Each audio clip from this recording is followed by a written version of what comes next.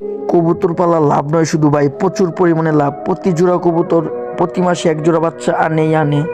আসসালামু আলাইকুম দর্শক, সকাল 8:30 বাজে আমার কবুতরের সকালের খাবারের সময়। আমি খাবার দিয়ে দিলাম। দেখেন কবুতরগুলো কিভাবে খাচ্ছে। কবুতরগুলোকে সঠিক সময় খাবার দিলেই কবুতরগুলো ভালো থাকে এবং তাদের বাসায় 6 জোড়া বাচ্চা আছে। সো ফাইনালি আলহামদুলিল্লাহ, আপনাদের খুশির কথা বলতেই ভুলে গেছিলাম। আমার 20 জোড়া কবুতর ফাইনালি হয়ে গেছে।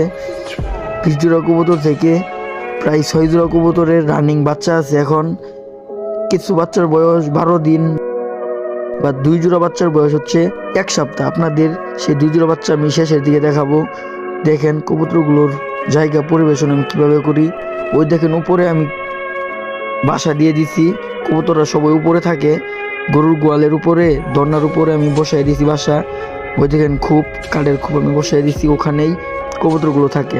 এবং কি যে সামনেও আছে, কিন্তু এখানে কবুতর আসে কম, কিন্তু তো আমি দিয়ে দিছি, তাদের যেখানে ইচ্ছা সেখানেই থাকবে।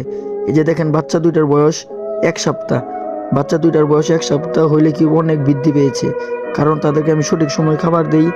খাবারের কারণে তারা এতটুকু বৃদ্ধি পেয়েছে।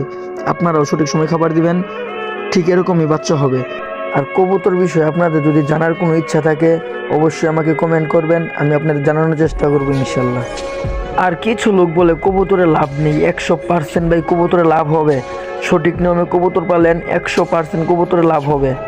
কিন্তু গাইস আমি বারবার বলছি কবুতরে লাভ হবে, কিন্তু ওভাবে পরিচর্যা করতে হবে। কবুতর পরিচর্যা না করলে লাভ হবে না।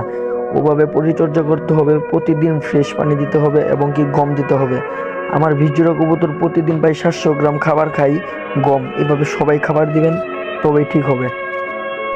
আজকের ভিডিওটা এই পর্যন্তই। সকলেই ভালো থাকবেন, সুস্থ থাকবেন। আল্লাহ হাফেজ।